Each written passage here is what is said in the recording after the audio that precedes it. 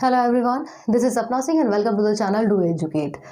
Time speed distance का कुछ part हमने देख लिया था, एक क्लास मैंने अपलोड की थी, तो आई होप कि आपको हेल्पफुल हुई होगी वो क्लास। और आज क्या करने वाले हैं, हम आज एक दूसरी क्लास देखने वाले हैं टाइम स्पीड एंड डिस्टेंस का। ठीक है, यहाँ पे हम क्या करेंगे, कुछ इजी क्वेश्चंस भी लेंगे और कुछ ट्रेन वाले जो होते हैं ना, दो ट्रेन एक दूसरे को क्रॉस कर रही होती है तो उसको आप कैसे कर सकते हो जल्दी, वो चीज़ें हम आज देखने वाले हैं। ठीक है, मेथड सारा कुछ आपको पता होगा और अगर नहीं भी पता है तो सारी चीज़ें हम अभी यहाँ पे पढ़ेंगे ही। तो चलिए शुरुआत करते हैं सबसे पहले क्वेश्चन के साथ, बिना टाइम वेस्ट किए। पहला क्वेश्चन आपको यहाँ पे दिख रहा होगा। 200 मीटर लंबी एक ट्रेन अपने से दोगुनी लंबाई के प्लेटफॉर्म को 36 सेकंड में पार करती है। किलोमीटर प्रति घंटे में ट्रेन की गति कितनी है? सीधी सी बात है, यहाँ पे क्या दिया हुआ है, ट्रेन की लंबाई दी हुई है। सबसे पहले हमें ये चीज़ देख लेना है कि क्या क्या यहाँ पे दिया है और क्या पूछ रहा है। और अपनी दुगनी लंबाई के प्लेटफॉर्म को, यानी कि प्लेटफॉर्म की जो लंबाई है, प्लेटफॉर्म की लंबाई को P से दिखा दो। ठीक है, ट्रेन की लंबाई को T से दिखा दो और प्लेटफॉर्म की लंबाई को क्या करो, P से दिखा दो। तो प्लेटफॉर्म की जो लंबाई है वो क्या है, ट्रेन की लंबाई की दोगुनी है। तो अगर ट्रेन की लंबाई 200 है तो प्लेटफॉर्म की कितनी हो जाएगी, 400 मीटर हो जाएगी। यही तो बोल रहा है, दोगुनी का मतलब यही हो गया। 36 सेकंड में पार कर रहा है। जो समय है वो कितना है, 36 सेकंड दिया हुआ है। कितना दिया हुआ है, 36 सेकंड दिया हुआ है। किलोमीटर प्रति घंटे में ट्रेन की गति क्या होगी? गति मतलब चाल मतलब स्पीड बराबर क्या होता है, डिस्टेंस अपॉन टाइम। यानी कि चाल बराबर क्या होता है, चाल होता है दूरी बटा समय। ठीक है, दूरी बटा समय, यही तो होता है। तो हमें क्या करना है, यहाँ पे चाल पूछ रहा है किलोमीटर प्रति घंटा में, तो चाल जो होगा ये हमें निकालना है। दूरी कितनी है, जब भी ट्रेन और प्लेटफॉर्म दोनों एक साथ दिया जाए तो दूरी जो होगी वो हम टोटल लंबाई लेते हैं। किसकी? ट्रेन की लंबाई लेंगे और प्लेटफॉर्म की लंबाई लेंगे। इस बात को समझो, कभी भी प्लेटफॉर्म की लंबाई दे और ट्रेन की लंबाई दे तो जो टोटल लेंथ होगी, जो टोटल दूरी होगी, वो दोनों को हम जोड़ के लिख देंगे। अगर कहीं लिखा है कि प्लेटफॉर्म है और एक आदमी है, आदमी को क्रॉस कर रहा है, तो वहां पे जो टोटल दूरी होगी सिर्फ और सिर्फ हम वहां पे ट्रेन की लंबाई लेंगे।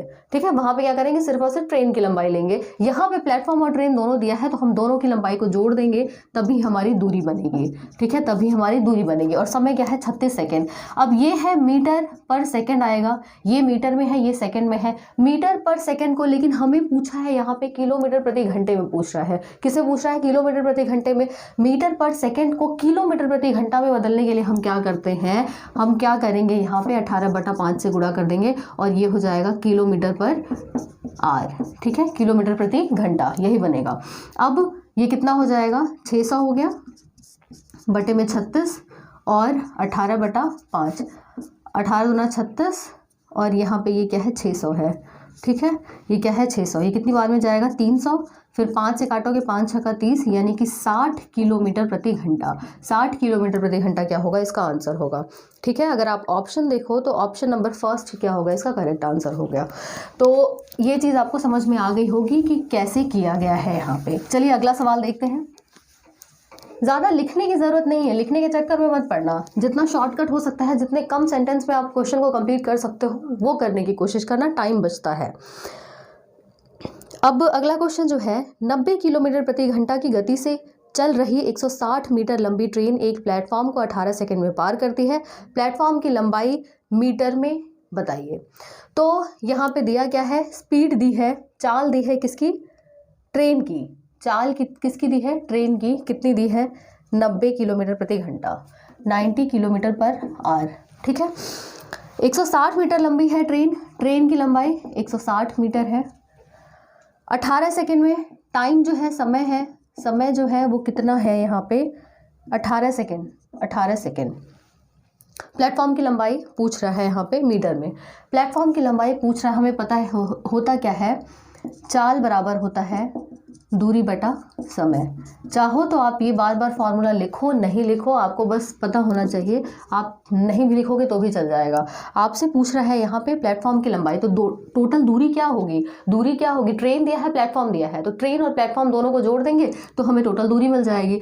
तो प्लेटफॉर्म जो है, प्लेटफॉर्म ये दिया हुआ है, लेकिन यहाँ पे अच्छा सॉरी, 160 मीटर एक प्लेटफॉर्म को 18 सेकंड में पार करती है। तो प्लेटफॉर्म के बारे में बात कर रहा है।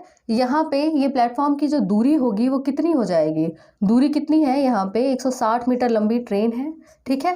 प्लेटफॉर्म की लंबाई यहाँ पे पूछ रहा है और समय जो है, समय क्या है, 18 सेकेंड है। अब यहाँ पे आप एक चीज़ देखो, ये मीटर में दिया है, ये क्या है, सेकेंड में दिया है, ठीक है। ये दिया है किलोमीटर प्रति आवर में, ठीक है। ये कितना, 90 है। चाल जो है, चाल कितना है, 90 किलोमीटर प्रति घंटा है। और मीटर में लंबाई पूछ रहा है, इधर तो मीटर में है, ये भी सेकेंड में है, लेकिन ये जो 90 है वो किलोमीटर प्रति घंटा में है। तो इसको हम मीटर पर सेकेंड में बदलने के लिए हम क्या करेंगे, मीटर पर सेकेंड में बदलने के लिए 5/18 से गुणा कर देंगे। तो 18 25 क्या हो जाएगा, 90 हो जाएगा। तो 160 प्लस प्लेटफॉर्म की लंबाई बराबर 18 और ये 5 25 कितना हो जाएगा, 25 हो जाएगा।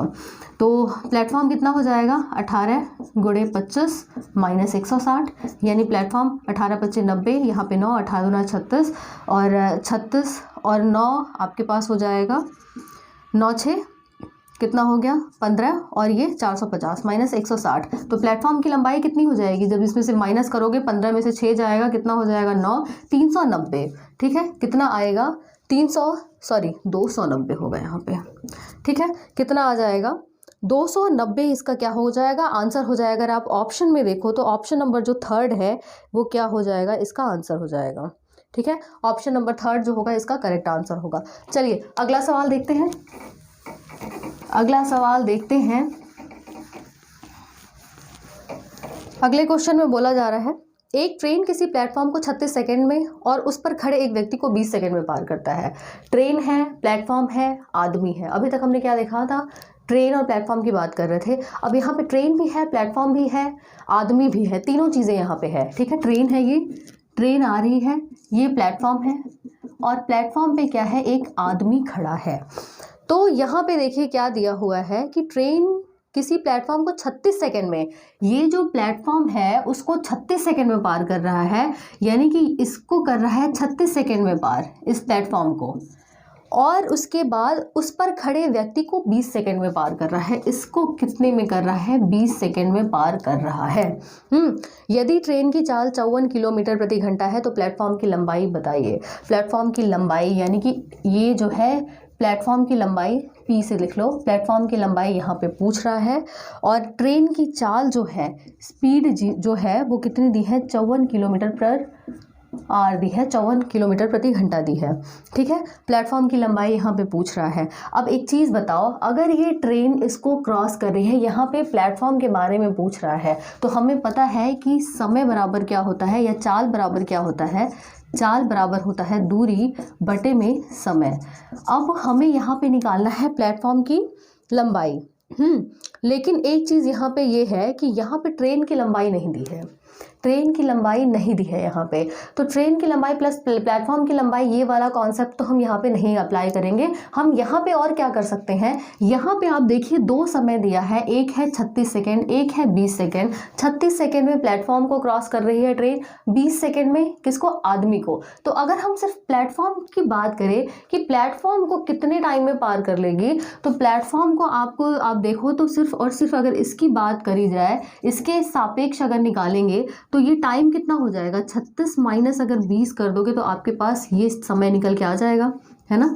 क्या निकल के आ जाएगा, ये समय, यानी कि 16 सेकंड में क्या करेगा, ये इसको क्रॉस कर ले जाएगा। भाई आदमी को अलग तरीके से क्रॉस कर रहा है, इसको आदमी को क्रॉस करने के लिए इतना टाइम लग रहा है, प्लेटफॉर्म को अगर पूरे प्लेटफॉर्म की बात करें तो इतना टाइम लग रहा है। लेकिन अगर दोनों को अगर हम कंपेयर करेंगे तो कितना होगा, 16 सेकंड में ये प्लेटफॉर्म को पार कर ले जाएगा, ठीक है। कितने में करेगा, 16 सेकंड में ये कर ले जाएगा। अब हम क्या करेंगे, यहाँ पे आप देखो, अब हमारे पास प्लेटफॉर्म की बात हो रही है, ये प्लेटफॉर्म की बात हो रही है, तो चाल क्या हो जाएगी, चाल जो होगी वो तो ट्रेन की ही चाल होगी। तो ये हो गई आपकी 54। और यहाँ पे आप देखिए पूछा किस में है, पूछा किस में है, किलोमीटर प्रति घंटा, और ये जो प्लेटफॉर्म की लंबाई मीटर में पूछी जा रही है। तो दूरी जो है वो कितनी है, प्लेटफॉर्म की लंबाई मीटर में पूछ रहा है, प्लेटफॉर्म के बारे में बात कर रहे हैं। समय कितना लग रहा है इसको, 16 सेकंड लग रहा है। ये हो गया आपका मीटर और ये हो गया सेकंड में। अब ये 54 जो है किलोमीटर प्रति घंटा में है, इसको मीटर पर सेकंड में बदलने के लिए हम क्या करेंगे, इसको हम मीटर पर सेकंड में बदलने के लिए हम क्या करेंगे, 54 यहाँ पे हो गया 5/18, ठीक है, 5/18। 18। अब P की वैल्यू निकालनी है, तो P का मान कितना हो जाएगा, 54 गुणे 5/18 गुणे 16। ठीक है, यही तो होगा। अब इसको काट लेते हैं, 18 3 54, P बराबर क्या हो जाएगा यहाँ पे 16 पंजे 80 गुणे 3, P बराबर कितना होगा 8 3 24, 240 मीटर। 240 मीटर इसका आंसर होगा, यानी कि ऑप्शन नंबर जो 4th है इसका करेक्ट आंसर होगा। ठीक है, ऑप्शन नंबर 4th जो होगा इसका करेक्ट आंसर होगा। तो इस चीज़ को आप ध्यान रखना कि ऐसे क्वेश्चन आएंगे तो ऐसे फटाफट आप कर सकते हो। होता है सापेक्ष चाल। सापेक्ष चाल के लिए इसका थोड़ा सा कॉन्सेप्ट हम समझ लेते हैं। होता क्या है इसमें कि जैसे मान लेते हैं कि कोई ट्रेन है, ट्रेन कुछ इस तरीके से है, ट्रेन का इंजन है ये, ट्रेन इस दिशा में आ रही है, इसकी स्पीड जो है, इसकी जो चाल है S1 मान लेते हैं। एक दूसरी कोई ट्रेन है जो कि क्या हो रहा है, इसी दिशा में, सॉरी इसी दिशा में नहीं, इसको बोल दो विपरीत दिशा में जा रही है, इसका इंजन इधर है। मतलब एक जो ट्रेन है वो इधर आ रही है, दूसरी ट्रेन क्या है दूसरी तरफ आ रही है, मतलब दोनों एक दूसरे को इस तरीके से क्रॉस कर रहे हैं। ठीक है, समझो कि एक क्या हो रही है, एक इधर जा रही है एक उधर जा रही है, यानी कि दोनों क्या हो रहे हैं विपरीत दिशा में जा रहे हैं। कहने का मतलब ये है दोनों विपरीत दिशा में जा रहे हैं। तो यहाँ पे क्या होगा, जब कोई ट्रेन एक दूसरे को क्रॉस कर रही होती है, चाहे सेम डायरेक्शन में चाहे अपोजिट डायरेक्शन में, तो हम क्या करते हैं, वो जो स्पीड होती है, जो चाल होती है, वो हम क्या करते हैं, सिर्फ एक चाल ना लेके हम सापेक्ष चाल लेते हैं। वो सापेक्ष चाल हम कैसे कैलकुलेट करेंगे, कैसे निकालेंगे, ये देखते हैं कि अगर अपोजिट है डायरेक्शन, अपोजिट डायरेक्शन है, तो यहाँ पे जो सापेक्ष चाल होगी वो हम ले लेंगे S1 प्लस S2। यहाँ पे जो स्पीड हम लेंगे वो क्या करेंगे, S1 प्लस S2 ले लेंगे।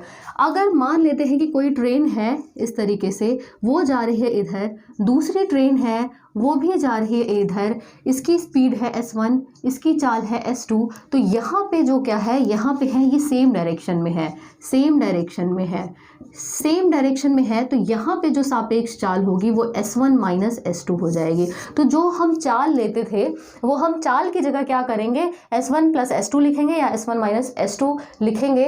ये डिपेंड करेगा कि सेम डायरेक्शन में जा रही है, एक ही दिशा में जा रही है ट्रेन, या फिर दोनों अलग अलग विपरीत दिशाएं में जा रही हैं। ठीक है, तो इस तरीके से हम चीज़ों को समझेंगे। एक क्वेश्चन देखते हैं, उससे आप बेटर तरीके से समझ सकते हो। यहाँ पे क्वेश्चन देखिए, क्वेश्चन में लिखा हुआ है एक 300 मीटर लंबी रेलगाड़ी 90 किलोमीटर प्रति घंटे की चाल से जा रही है। एक ट्रेन है, ट्रेन की लंबाई कितनी है, ट्रेन की लंबाई है 300 मीटर, और यहाँ पे चाल है S1 मान लेते हैं, या स्पीड S लिख दो, कितनी है 90 किलोमीटर प्रति घंटे की चाल से, 90 किलोमीटर प्रति घंटे की चाल से। अब दूसरी कोई ट्रेन है, 200 मीटर लंबाई है ट्रेन की लंबाई, ये T जो है वो ट्रेन की लंबाई है, प्लेटफॉर्म की लंबाई P से लिखते थे। यहाँ पे T टाइम मत समझ लेना, चाहो तो इसको लेंथ ऑफ द ट्रेन कर दो यार। ठीक है, ट्रेन की लंबाई कर दो, कितना हो गया, ये 200 मीटर लंबाई है और इसके विपरीत दिशा में 60 किलोमीटर प्रति घंटे की चाल से जा रही है।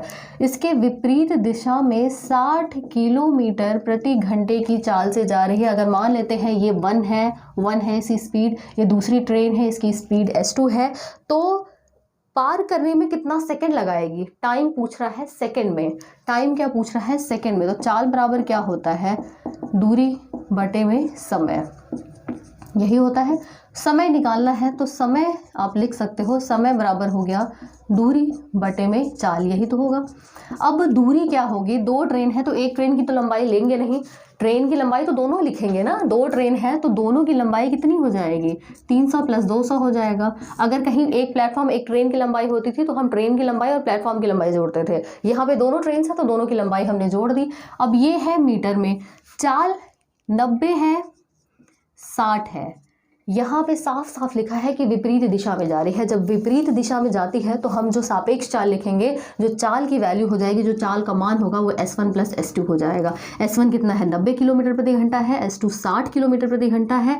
हमें निकालना है सेकंड में, आंसर निकालना है। तो ये है मीटर, ये है किलोमीटर प्रति घंटा। किलोमीटर प्रति घंटे को मीटर पर सेकेंड में बदलने के लिए हम क्या करेंगे, 5/18 से कर देंगे गुणा। ठीक है, कई बार कन्फ्यूजन हो जाता है किससे गुणा करें किससे नहीं करें, तो अभी उसके लिए एक ट्रिक देखेंगे हम।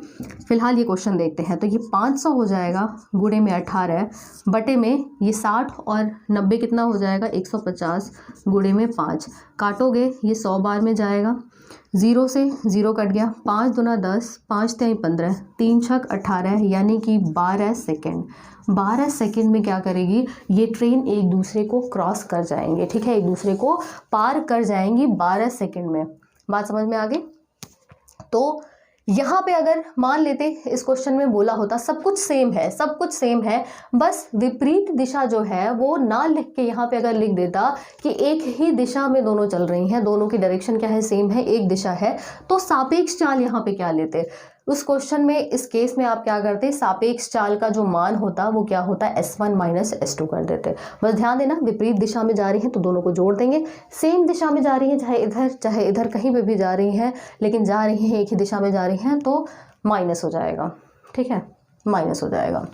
तो ये एक चीज़ हो गई। अब एक बार देख लेते हैं कि कई बार कन्फ्यूजन होता है कि मीटर पर सेकंड को किलोमीटर प्रति घंटे में बदलने के लिए या फिर किस तरीके से, क्या एक छोटी सी ट्रिक आप इसको समझो। कई बार इंसान भूल जाता है, दिमाग में नहीं रहता है और कन्फ्यूजन हो जाता है।